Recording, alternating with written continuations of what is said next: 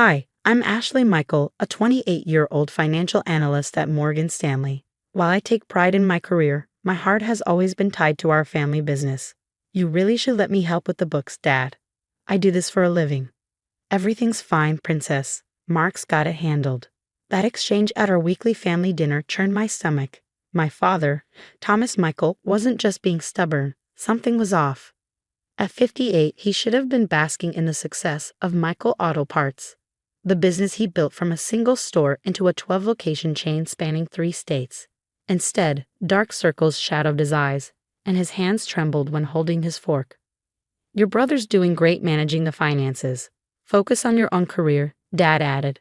Sure, if great meant running 3 previous businesses into the ground. Mark, my older brother and Dad's golden child, joined the family business 5 years ago after his latest failed startup.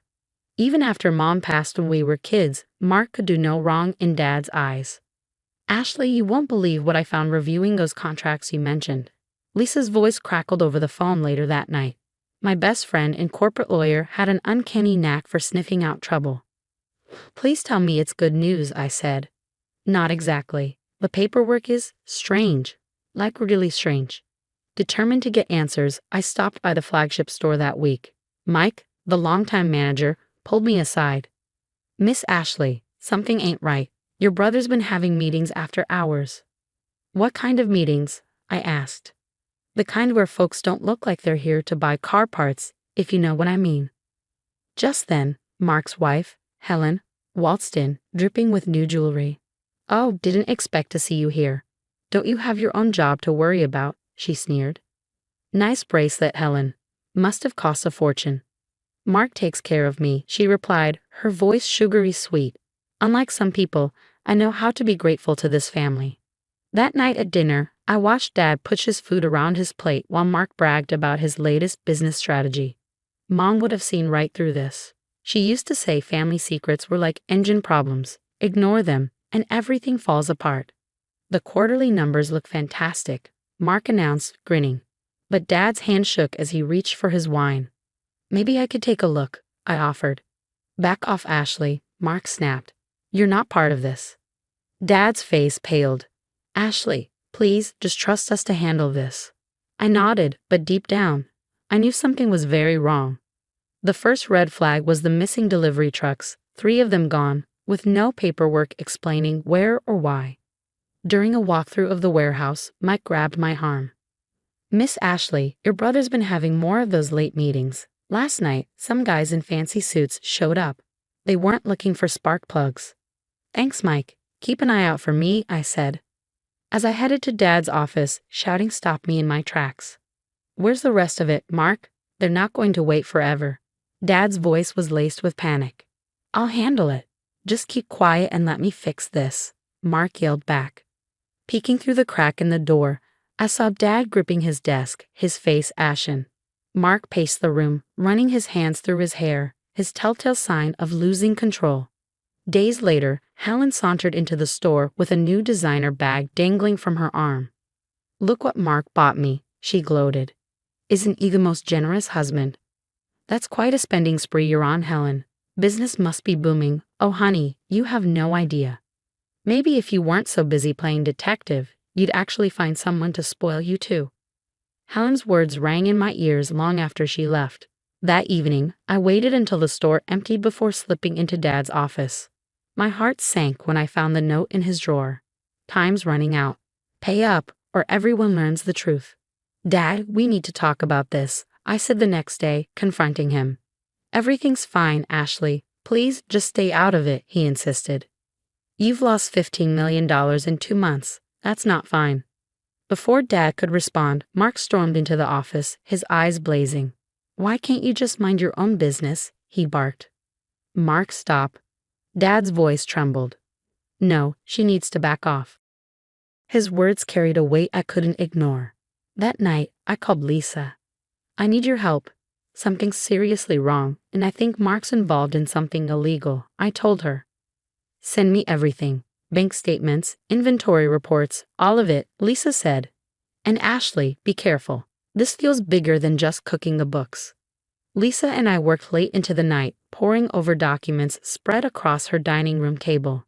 Holy crap, she muttered, pointing to a stack of invoices. These are fake. Mark's been inflating parts orders to funnel money through the business. I sifted through bank statements, my hands shaking. Look at these withdrawals, $50,000 here, $30,000 there. Where's it all going? Lisa's face darkened. These amounts match deposits at Crown Casino. Ashley, your brother's got gambling debts. Big ones. Mike, the store manager, later confirmed what we feared. He captured footage of Mark meeting shady men in suits at 2 a.m., money exchanging hands. And Dad, he looked terrified in the background. There's more, Lisa said, pulling up Helen's bank records. Your sister-in-law has offshore accounts. They've been hiding assets. Then my phone buzzed. It was Mike. They're here again, he whispered. Your brother's screaming at your dad about some payment being due. Miss Ashley, they mentioned your name. I raced to the store. When I arrived, I found Dad slumped in his office chair, tears streaming down his face. Daddy, please tell me what's happening, I begged. I can't, he whispered, his voice breaking. He said he'd hurt you. Who? These people Mark owes money to. They're dangerous. If I didn't help cover his debts, they'd come after you first. How much does he owe? $2 million. The gambling, the drugs, I've been selling everything I can. But it's not enough. They gave us until Friday. Before I could respond, the office door slammed open. Mark stood there, his face twisted with rage. You just couldn't leave it alone, could you? Had to play detective. How could you do this to Dad? To the business? Mom wailed. Shut up, he roared. You don't understand what's at stake. I understand you're a pathetic addict, I snapped. You'd rather threaten your own family than face the consequences. Mark, please, Dad pleaded. We can find another way. There is no other way, Mark shouted. His finger jabbed toward me. And you've ruined everything. Helen just called the bank. She froze our accounts. What did you do? He spat. What you should have done years ago, I shot back. I'm protecting this family. Mark lunged at me, but Dad stepped between us. Touch her, and I'll call them myself, Dad said, his voice firm. It's over, son. Mark's face hardened. You're both dead to me. When they come collecting, don't expect me to protect you anymore. He stormed out, slamming the door behind him. Through the window, I watched as he climbed into a black SUV, the same one from the security footage. Dad, pack a bag, I said, my voice steady. You're staying with me tonight. Tears streamed down his face as he nodded. Ashley, I'm so sorry. I thought I could handle it. We'll fix this, I told myself. But first, I needed to make some calls. Sometimes, karma just needs a little push. Taking a deep breath, I hit send. The anonymous email detailing Helen's offshore accounts went straight to Mark's business associates. 3 days later, Helen stormed into the store, her face red and streaked with tears. They took everything. The cars, the jewelry, my bags. Mark, what did you do? She screamed. Shut up. Just shut up. Mark's face turned purple with rage. Someone told him about our accounts. They're threatening to break my legs. Helen didn't flinch. I want a divorce. My lawyer's already drawing up the papers. The next morning, 2 IRS agents showed up at the store. Someone, definitely not Lisa, had tipped them off about years of unreported income. The fraud department from our insurance company wasn't far behind. Your brother's going away for a while, Lisa told me over coffee later that week. Tax evasion. Funny how that always gets them. Al Capone went down the same way. Meanwhile, Dad was busy signing new ownership papers, officially making Mike a full partner. I should have trusted you from the start, Princess, Dad said, his voice heavy with regret. Mark, he stopped being my son the moment he threatened you. Dad, the business is going to be fine, I reassured him. Our new inventory system is already showing better profits. A few days later, my phone buzzed with a restricted number. Mark's voice crackled through the line. Ashley, please, I'm facing serious time. I'm sorry for everything. I didn't reply. I hung up and blocked the number. 6 months later, Dad and I stood together in the newly renovated flagship store. The fresh sign outside read, Michael and Sons Auto Parts. Family owned since 1985. Your mother would be proud. Dad said, squeezing my hand. She always said you had her business sense. Mike mentioned casually. We got a postcard. From Mark's ex-wife. She's in Miami now, living with some rich developer. Mark? He's looking at 8 years minimum. I tossed the postcard in the trash. Some people call it karma.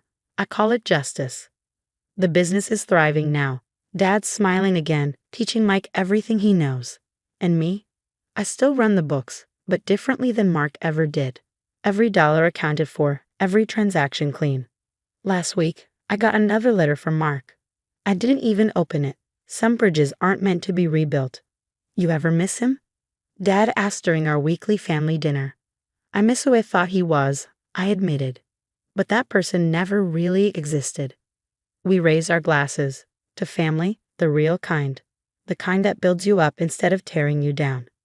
Mark's old office is my workspace now. Sometimes karma does need a push, but once it starts rolling, you'd better get out of its way. What would you do if you discovered your sibling was hiding crimes and threatening your family to keep it secret? Would you expose them immediately or try to handle it quietly? Share your thoughts in the comments. I'd love to hear your stories of dealing with toxic family members and how you protected yourself and your loved ones. If this story of standing up to betrayal resonated with you, hit subscribe for more real stories about overcoming toxic relationships and finding justice. New videos every week about survival, revenge, and coming out stronger. Don't forget to like and share if you enjoyed this story of karma finally catching up to those who deserve it.